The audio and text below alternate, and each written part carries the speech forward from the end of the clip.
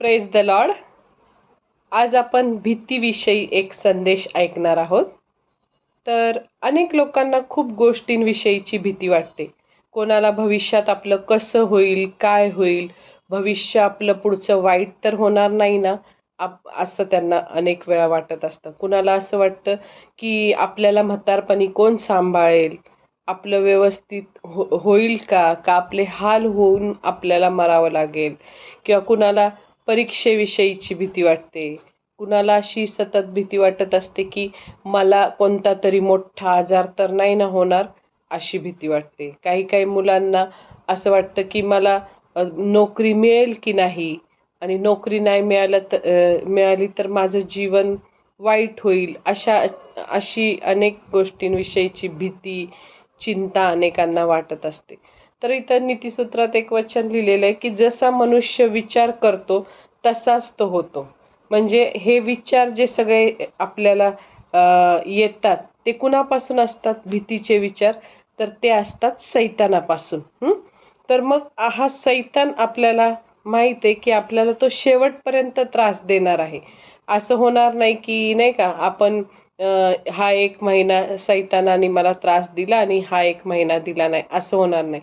सैतान रोज आपल्यासाठी योजना करतो. त्याचे म्हणजे वाईट योजना आपल्यासाठी आखत असतो. म्हणजे आपलं कसं वाईट व्हावं हे त्याचे काय म्हणतात प्लॅनिंग असतात, की कसं प्रकारे आपलं वाईट होऊन आपण त्याच्या मार्गात चालू आणि तो आपल्याला नरकात घेऊन जायचा प्रयत्न सतत करत असतो. तर तो त्यासाठी आपल्या सगळ्यात मेन, सगळ्यात पहिलं जर कोणती गोष्ट असेल ते म्हणजे आपलं मन. बाहेरून आपलं वाईट नंतर होतं, पण आधी आपल्या मनात तो आपलं वाईट विचार आणायला सुरुवात करतो की माझं असं होईल, माझं तसं होईल. काय काय जणांना असं वाटतं की बघा, काय काय आमच्या अनेक ओळखीच्यांमधले असे पण अनुभव घेतलेले आहेत की एक स्त्री होती, ती नेहमी म्हणायची मला कॅन्सरच होईल, माझं पोट दुखतंय, माझं कॅन्सरच असेल, आणि तिला कॅन्सर झाला. म्हणजे जे विचार तिने केले तेच भीतीचे विचार तिला आले सैतानाने, आणि ते तिने तोंडाने काय केलं, बोलली, आणि तिला तोच आजार झाला. त्यामुळं आपल्याला कितीही भीती वाटली तरी आपण कधीच निगेटिव्ह शब्द आपल्या तोंडातून काढायचे नाही. कारण जिथं मन जातं तिथं माणूस जातो. आपण जसा विचार करतो त्याचप्रमाणे आपण होतो. हं?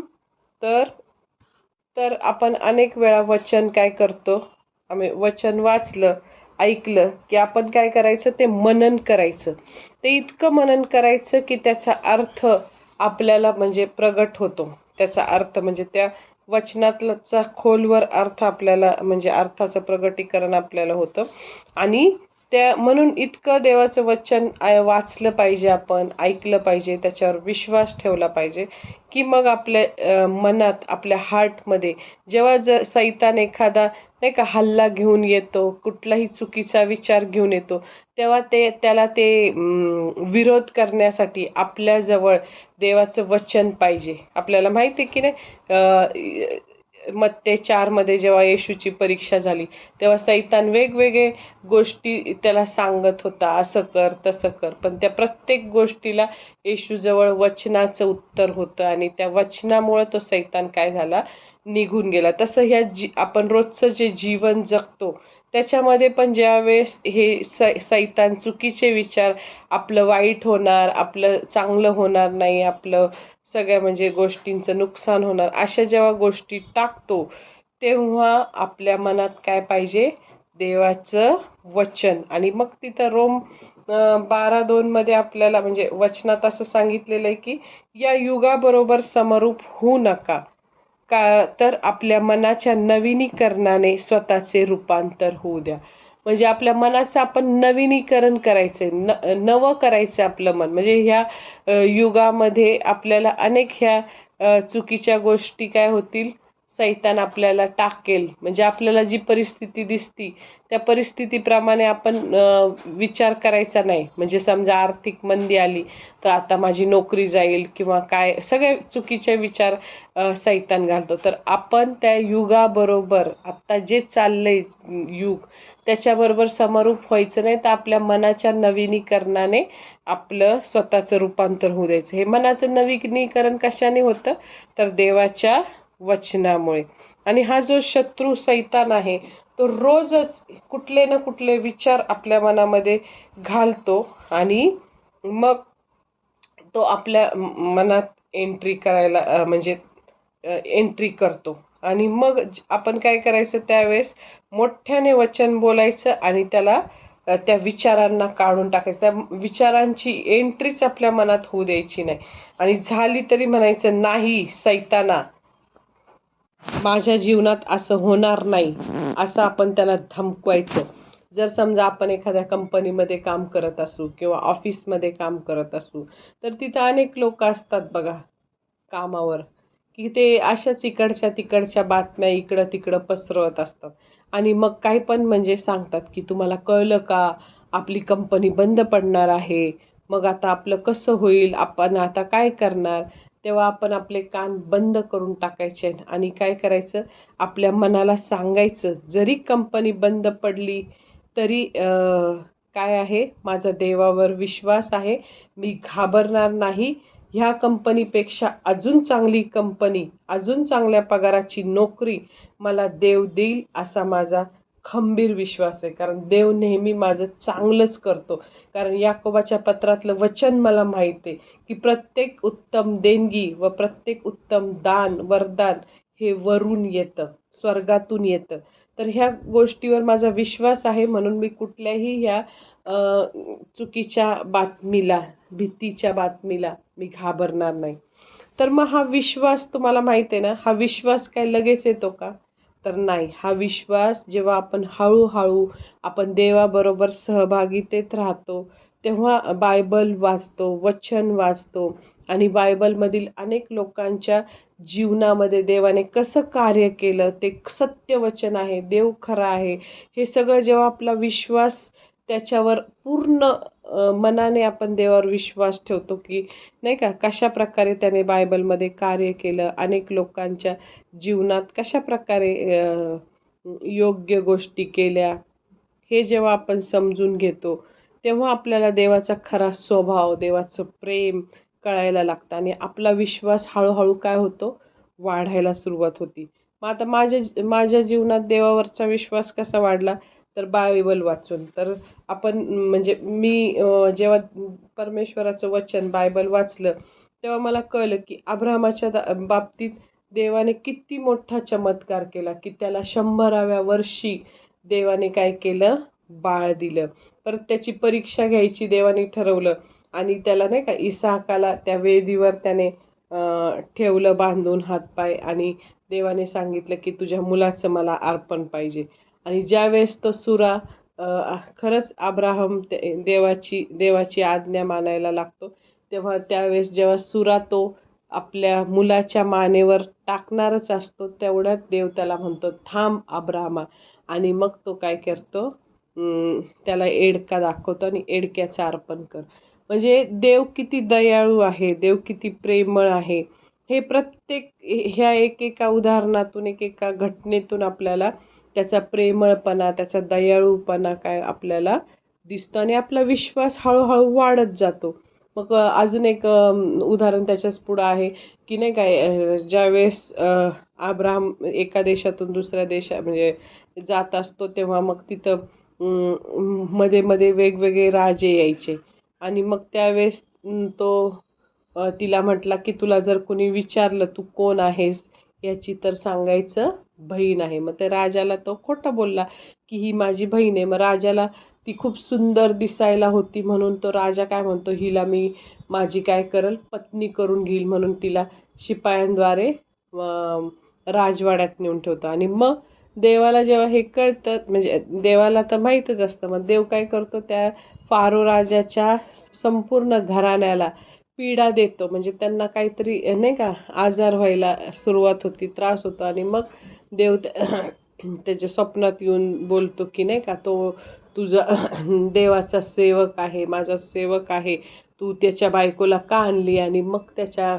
बायकोला तो सोडून देतो आणि अब्रामाला म्हणतो तू असा का वागलास, तिला बहीण आहे असं का सांगितलं. म्हणजे देव त्याच्या सेवकाच्या बायकोची काळजी घेतो हे आपल्याला ह्याच्यातून कळतं की म्हणजे जो त्याच्या इच्छेप्रमाणे वागतो, ज्यांनी त्याच्यावर विश्वास ठेवलाय, सेवक म्हणजे मुलगा, म्हणजे देवाने आपल्याला त्याची मुले होण्याचा अधिकार दिलेला आहे.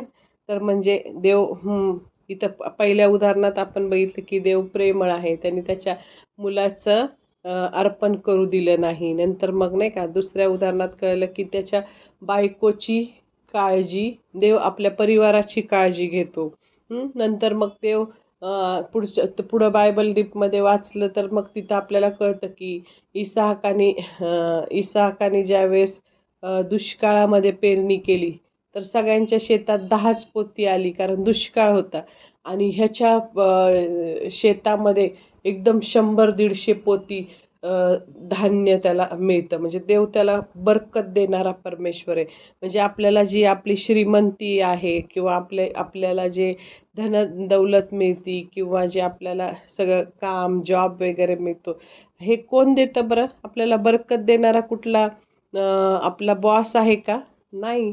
तर आपल्याला बरकत देणार ज्या परमेश्वराने इसाहकाला दुष्काळात बरकत दिली, म्हणजे दुष्काळात धान्याची पेरणी केली आणि एवढं मोठं धान्य 100 पटीने जास्त धान्य त्याला मिळालं, तो परमेश्वर आपला परमेश्वर आहे. आणि मग आपलं प्रेम काय होतं की वाढत वाढत जातं की देव दुष्काळात सुद्धा आपल्या लेकरांना काय करतो, अन्न पुरवतो, देव आपली काळजी घेतो. ह्याच्यातून अजून विश्वास आपला बळकट बळकट होत जातो. मग नंतर मग याकोबाचं उदाहरण वाचलं, याकोबाचं त्याच्याच पुढे याकोबाचं वाचलं तर आपल्याला कळतं की याकोबाने त्याच्या भावाला वडिलांना फसवलं आणि तो मामाकडे गेला.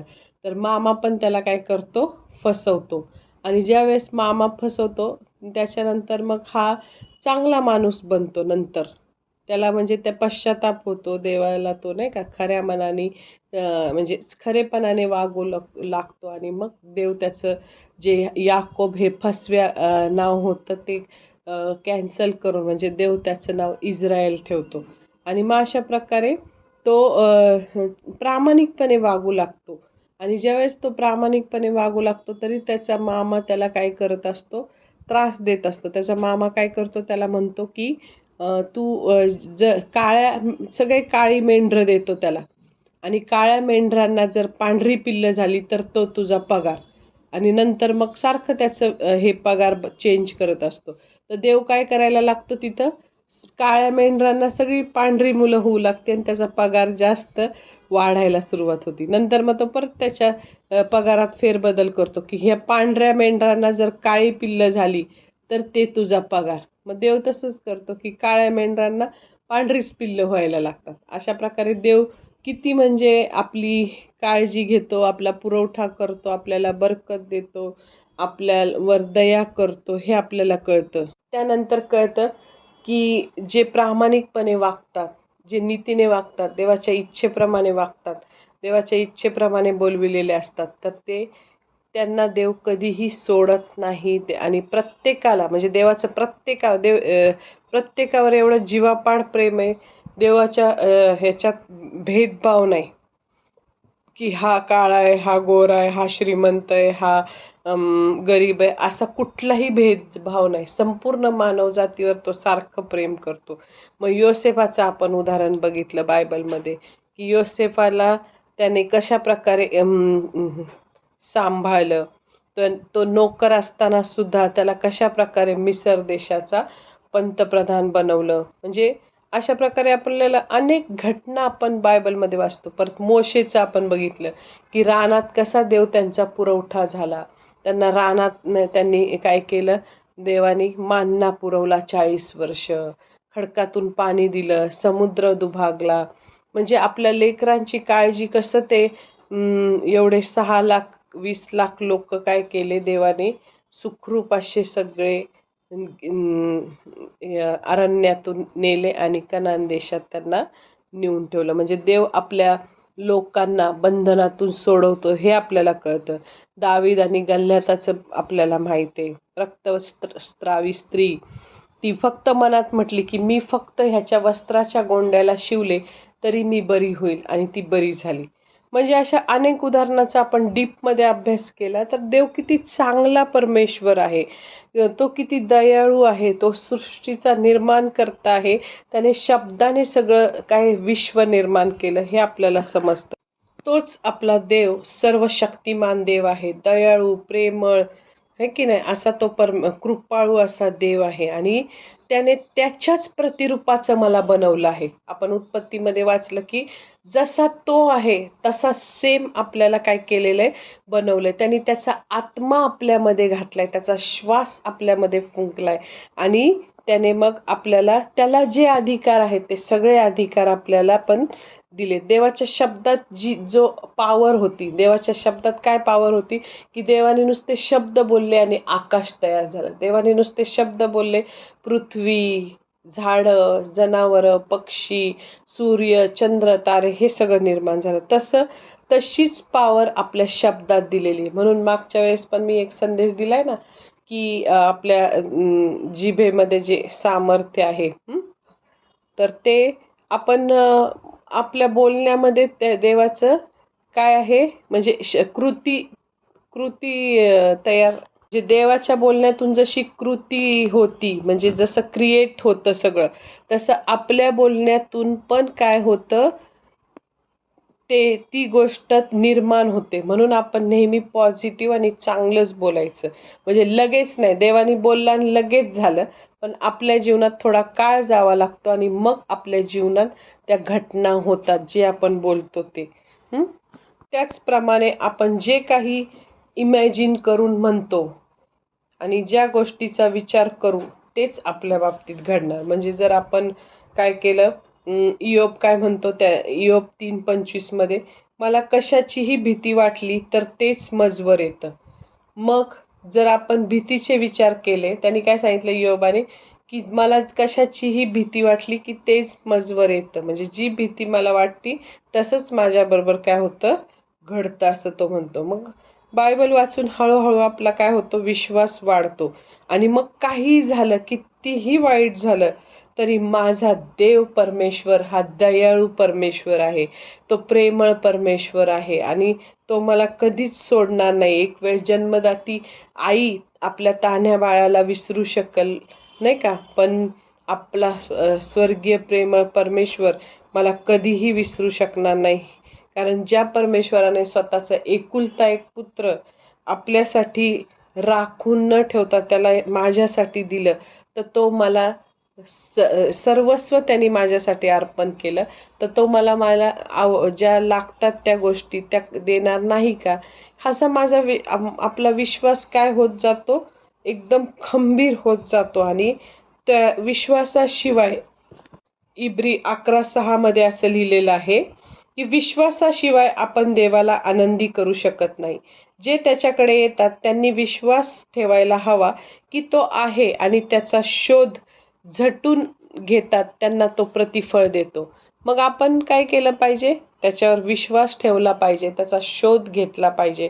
आणि आपण स्वतःकडे असं कशा प्रकारे बघतो आपण, आपल्याला म्हणजे देवाने आपल्याला जर एवढे अधिकार दिलेले, देवाने आपल्याला त्याच्या प्रतिरूपाचं बनवलेलं आहे, तर मग आपण स्वतःकडे असं साधं म्हणून बघायचं नाही. मी देवाची मुलगी आहे, मी देवाचा मुलगा आहे, माझ्यात शाही रक्त आहे, देवाचं जे रक्त आहे ते रक्त आहे. म्हणजे देवाची मुलं आहे ना आपण, मग आपलं रक्त काय झालेलं आहे, चेंज झालंय. आपल्याला देवाचं DNA आपल्यामध्ये आलेलं आहे, आणि आपण आता आपल्यामध्ये शाही रक्त वाहत आहे. आता मी हरलेली नाहीये, हरायच्या आधीच मला जिंकवलेलं आहे. म्हणजे कुठलंही युद्ध न लढता मी काय झालेले आहे, जिंकलेले आहे. म्हणजे देवाने आधीच वधस्तंभावर त्या सैतानाला चिरडून टाकलेलं आहे. त्या सैतानाला म्हणजे पूर्णपणे त्याचं सगळी शक्ती नाहीशी केलेली आहे. आपल्याला लूक 17 ते 19 सांगितलेलं आहे की पहा मी तुम्हाला साप आणि विंचू यांना तुडवण्याचा व शत्रूच्या सर्व शक्तीवरचा अधिकार देतो, म्हणून तुम्हाला काही बाधणार नाही. सर्व सर्व म्हणजे काय? सर्व सर्व सगळ्या शक्तीवरचा अधिकार दिलेला.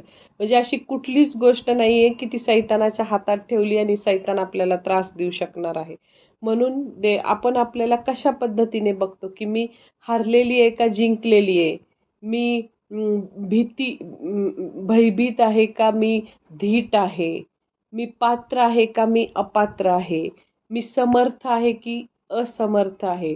मी सशक्त आहे की अशक्त आहे? मी वर आहे की खाली आहे? मी शेपूट आहे की मस्तक आहे? मी विजयी आहे की मी पराभूत आहे, हरलेली आहे? हे आपण आपल्या मनात पहिलं आपली जी देवाने जी प्रतिमा दिलेली आहे तिला आपण पहिलं व्यवस्थित करायचं की मी जिंकलेली आहे. मी प्रभू येशू ख्रिस्तामध्ये मी नाही का धैर्यशील आहे. मी पात्र आहे. मी सामर्थ्यशाली आहे देवासारखीच. मी सशक्त आहे. मी खाली नाही, मी वर राहणार. मी शेपूट नाही, मी मस्तक आहे. आणि मी विजयी आहे, मी पराभूत नाही. हे सगळं आपण आपल्या मनामध्ये आपल्याला देवाचं वचन वाचून खंबीर विश्वास आपला राहिला पाहिजे की मी अशी आहे, मी असा आहे. तर मग आता आपण बघतो की इतर जगामधले इतर कुठलीही दैवत ते असे म्हणताना कधी ऐकलंय का? कुठलेही देवी देवता ते आहेत इतरांचे, ते असे म्हणताना बघितलेत का आपण की ते म्हणतात की मी तुझं नाव आपल्या तळहातावर कोरून ठेवले?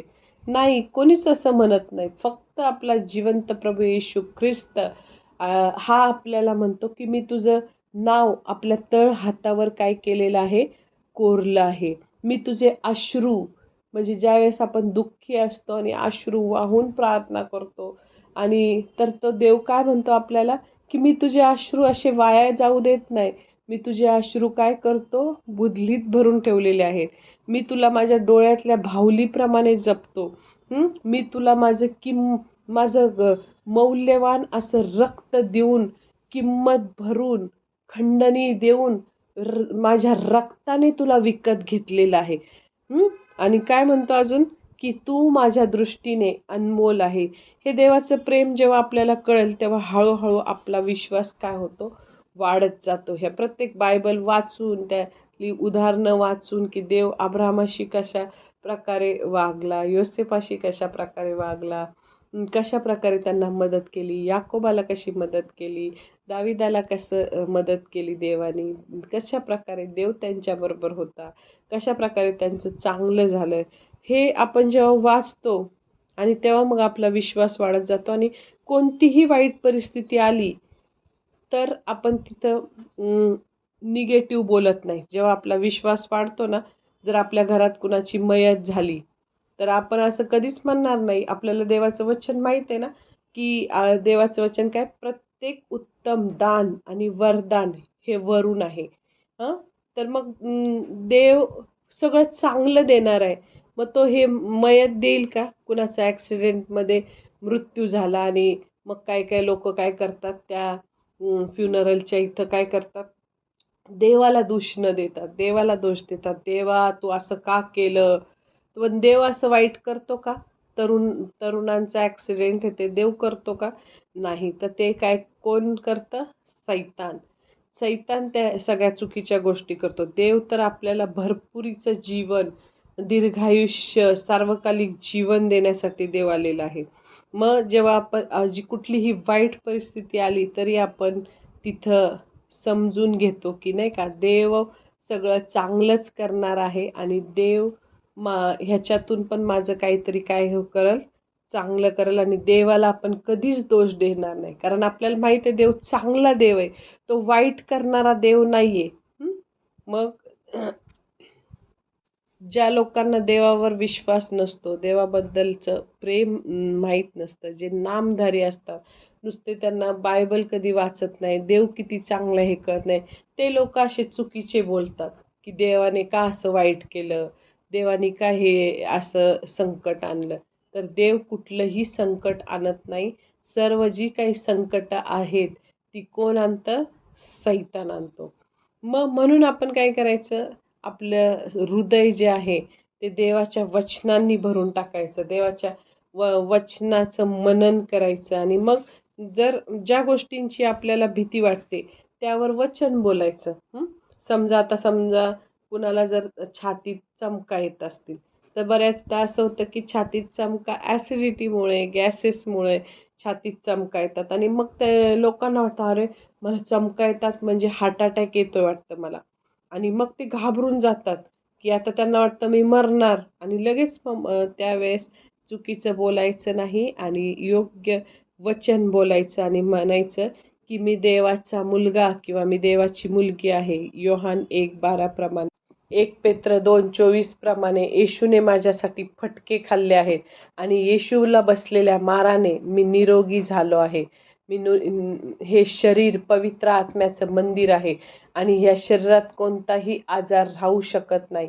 माझ्या विरोधात येणाऱ्या सगळ्या सैतानी हल्ल्यांना, सगळ्या सैतानाच्या प्लॅनला मी येशूच्या नावात बांधून नष्ट करते, भस्म करते असं बोलायचं आणि देवाची वचनं जी बायबलमध्ये आरोग्यासाठी ती घोषित करायची की यशया 53:4 आणि 5 प्रमाणे माझे सगळे आजार येशूला बसलेल्या फटक्यांनी निघून गेलेले आहेत. हे सगळं बोलायचं आणि तो सैतान तिकडून निघून जाणार आहे. जो काही भीतीचा आत्मा आपल्याला त्रास देत असतो तो निघून जाणार आहे आणि वचनामुळेच फक्त तो सैतान भीतीचा जे आत्मा घेऊन आलेला असतो तो निघून जातो.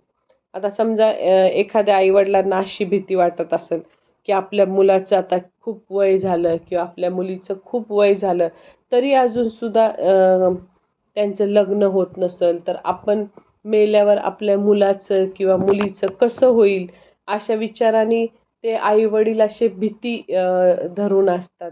त्यांना चिंता असते की काय माहिती कसं होईल, माझा मुलगा किंवा मुलगी अजून लग्न होत नाही, एकटा राहील, मग त्याला कोण बघणार असं त्यांना वाटत असतं.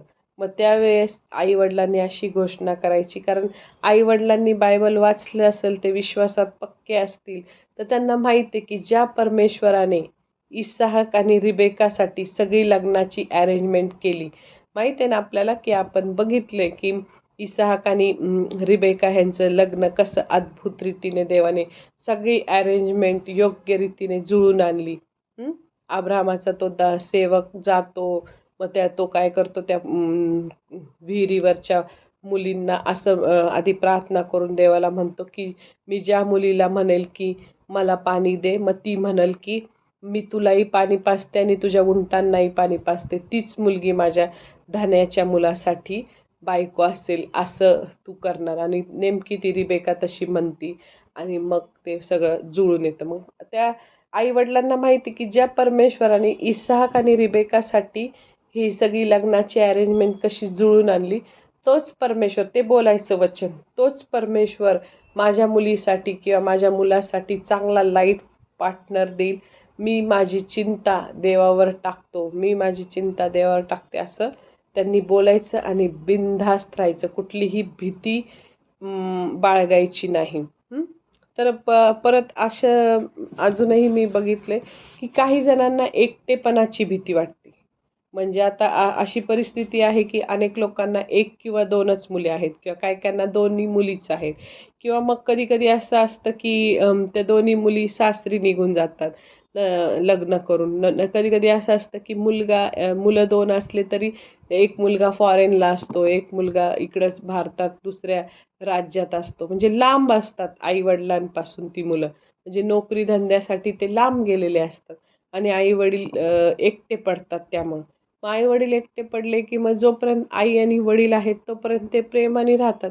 पण आई आणि वडील यांच्यापैकी एक जर कोण गेला तर मग आणि मुलं पण लांब बाहेरगावी असली तर ते आई किंवा वडील जे मागं एकटे राहतात त्यांना खूप एकटेपणा जाणवतो आणि मग ती कधी-कधी मग त्यांना असं वाटतं की त्यांना म्हणजे ते देवात विश्वासात नीट नसल्यामुळे, खंबीर नसल्यामुळे त्यांना असं वाटतं की देवाने मला एकटं ठेवलं. देवाने मला असं वाईट जीवन दिलं की सगळ्यांच्या घरात फॅमिली आहे भरपूर आणि मीच का एकटी किंवा मीच का एकटा राहिलो असं त्यांना वाटायला लागतं. पण तसं नाही आहे.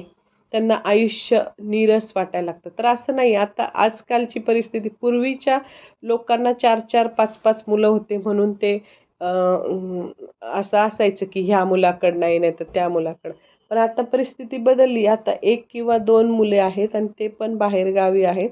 तर त्यामुळे म्हाताऱ्या माणसांचं जीवन अवघड झालेलं आहे.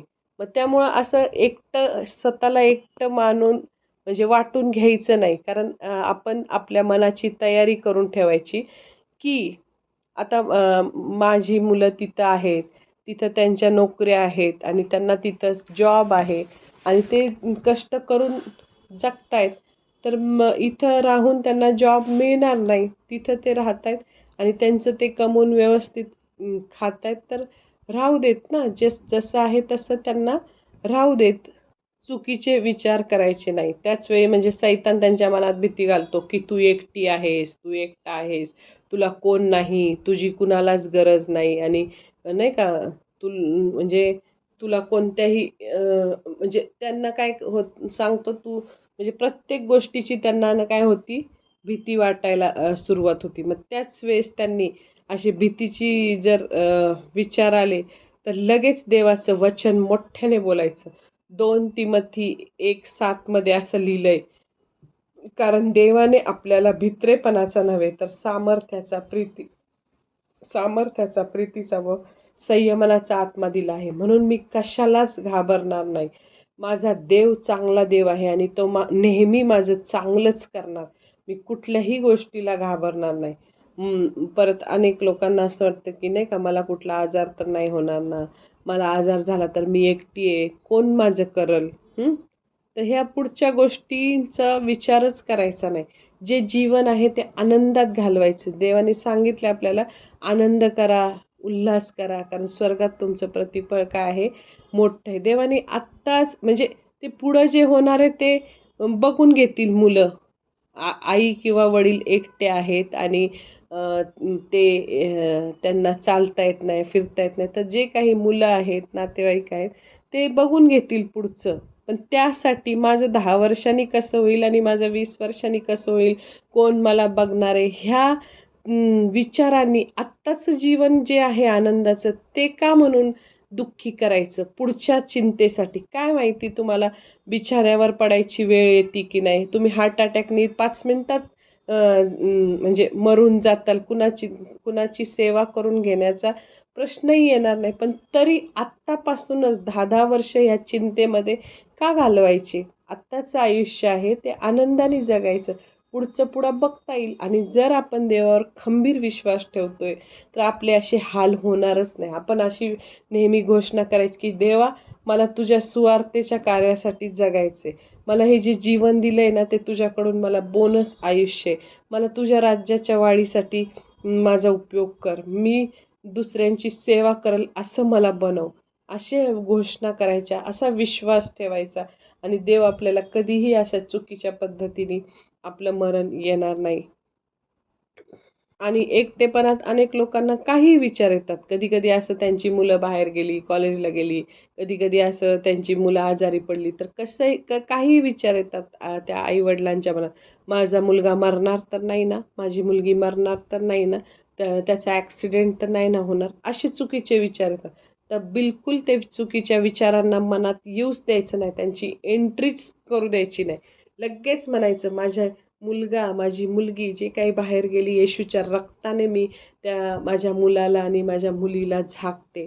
त्यांच्या विरोधात असलेले सगळे सैतानाच्या कट कारस्थानांना मी येशूच्या नावात बांधते आणि सर्व सैतानाचे प्लॅन मी कॅन्सल करते माझ्या मुलाच्या, मुलीच्या जीवनातून आणि फक्त देवाच्या योजना, देवाचे प्लॅन, देवाचे जे काही योजना असतील तेच त्यांच्या जीवनात येशूच्या नावात पूर्ण होतील असं मी करते. येशूच्या नावात आमेन असं बोलून त्यांना त्या रक्ताने झाकायचं आणि अशी घोषणा करायची, अशी प्रार्थना करायची. चुकीचे विचार बिलकुल मनात आणू द्यायचे नाही आणि त्याच वेळी बोलायचं की देवाने मला संतती दिलेली आहे, ही देवाकडून मिळालेली आहे. स्तोत्र 128 मध्ये संतती ही परमेश्वराने दिलेले धन आहे. म्हणजे धन म्हणजे संपत्ती, प्रॉपर्टी दिली मला देवाने. पोटचे फळ हे त्याची देणगी आहे. मग जो देव मला ह्या संततीने आशीर्वादित केलेला आहे, ब्लेस केले मला, तो माझी संतती घेईल का? ॲक्सिडेंट करून येते तर नाही. देव कधीही असं चुकीचं करत नाही. तर म्हणून चुकीचे विचार आपल्या मनात येऊ द्यायचे नाही. स्टॉप करायचे ते विचाराने, देवाचं वचन बोलायचं आणि त्या चुकीच्या विचारांना घालून टाकायचं. आणि त्या सैतानाला म्हणायचं, सैताना निघ, माझ्या फॅमिलीवरचा तुझा घाणेरडा हात काढ.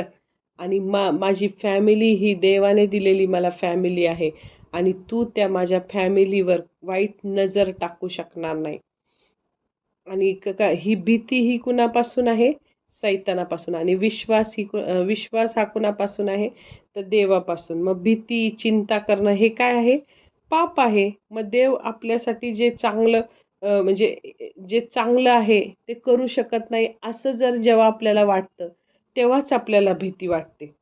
असं म्हणजे आपल्याला असं वाटतं की हे चांगल्या गोष्टी माझ्या जीवनात नाही होणार, वाईट गोष्टी होणार. म्हणजे देव आपला चांगला आहे त्याच्यावर विश्वास ठेवायचं सोडून आपण सैतानावर विश्वास ठेवतो. तुझं वाईट होईल, सैतान तो आपल्या मनात भरवतो आणि त्याच्यावर विश्वास ठेवतो. पण आपल्याला सैतानावर विश्वास ठेवायचा नाही. तो हरलेला आहे, तो लबाड आहे आणि तो काही विचार टाकल तर त्याला आपण स्टॉप करायचं वचनांनी. त्याला काय करायचं? घालून टाकायचं. मग आणि पॉझिटिव्ह वचनं बोलायचे, पॉझिटिव्ह घोषणा करायच्या. आणि जे एकटे आहेत त्यांनी आपलं मन अनेक गोष्टीत रमवायचं. जर कुणाला पार्ट टाइम नोकरी मिळत असेल 2-4 तासाची, वृद्ध आहेत पण 2-4 तासाची कुठली पार्ट टाइम नोकरी ते करू शकतात. 2-3 तासाची. असं नाही की फुल डे त्यांनी आता म्हातारपणात काम करावं, तसं नाही. तर कुठली पार्ट टाइम 2-4 तासाची नोकरी करू शकतात. दवाखान्यात थोडंसं प्रायव्हेट दवाखाने असतात डॉक्टरच्या इथं, तिथं रिसेप्शनिस्ट काम करू शकतात संध्याकाळी 6 ते 9चं. नंतर मग बरेच असं असतं की त्यांनी काय करायचं? व्यायाम करायचा. ज्येष्ठ नागरिक संघामध्ये नाही का हास्य क्लब असतात, योगा असतो, बऱ्याचशा गोष्टी असतात. तिथं त्यांचं मन रमवायचं. देवाची सेवा करायची, चर्चमध्ये ॲक्टिव्ह राहायचं. देवाच्या कार्यामध्ये नेहमी नाही का ॲक्टिव्ह राहायचं. सुवार्ता सांगायची. जे निराश आहेत त्यांना काय करायचं? आशा द्यायची. नवीन नवीन पदार्थ बनवायचे. अनेक आपल्याला आता तर मोबाईलमुळं आपलं काय म्हणतात ते, यूट्यूबमध्ये बघून वेगवेगळे पदार्थ बनवायचे. रोज ठराविक वेळ ठरवून बायबल वाचायचं, वर्शिप करायची. वर्शिपसारखं दुसरा आनंद कुठला नाही. देवाची वर्शिप ऐकायची. आत्म्याने भरलेली जी गाणी आहेत ती ऐकली तर आपोआप आपली बंधनं तुटतात. आपला भीतीचा आत्मा जातो. किती सुंदर सुंदर गाणे आहेत. ते सगळे गाणे आपण बोललो तर म्हणजे आपल्याला वेळ पुरणार नाही. कधीच एकटेपणा वाटणार नाही. कधीच नाही का निराशा वाटणार नाही. यूट्यूबवर इतके चांगले काही काही खरे संदेश ते आहेत सेवक. म्हणजे सगळे नाही, काही काही एकदम खरे आत्म्याने भरलेले सेवक आहेत आणि ते खरं ज्ञान देतात. अंकुर नरुला यांच्यासारखे असे खूप सेवक आहेत. पण ठराविकच, खूप जणांचं ऐकायचं नाही. आपलं जे मेन चर्च आहे त्यांचे संदेश ऐकायचे, त्या पास्टरांचे. आणि एकच कुठले तरी जे आपले सेवक आहेत खरे त्यांचे ऐकायचे. म्हणजे आपलं ज्ञानात भर पडती. आपल्याला गूढ गहन रहस्य देवाच्या वचनाचं ते खोलून सांगतात आणि आपल्याला त्यामुळं आपल्या ज्ञानात वाढ होती. ते वचन दुसऱ्याला आपण शेअर करायचं. कुणी निराश असेल तर त्यांना आशा द्यायची, उभारी द्यायची. परत बायबलमधले वचनं पाठ करायचे, मनन करायचं. असं करता करता वेळ दिवसभरातला कधी निघून जाईल कळणार नाही. एखादी लायब्ररी जॉईन करायची. त्या लायब्ररीमध्ये अनेक वेगवेगळ्या विषयांवर खूप छान छान पुस्तकं असतात. कविता म्हणा, साहित्य म्हणा, वेगवेगळ्या स्टोरीज म्हणा, पु ल देशपांडेंच्या. नंतर वेगवेगळ्या भरपूर साहित्याची पुस्तकं आहे. कधी शॉपिंगला जायचं, कधी नातेवाईकांकडे जायचं. असं जर तुम्ही केलं तर तुम्हाला कधीही एकटेपणा, भीती वाटणार नाही.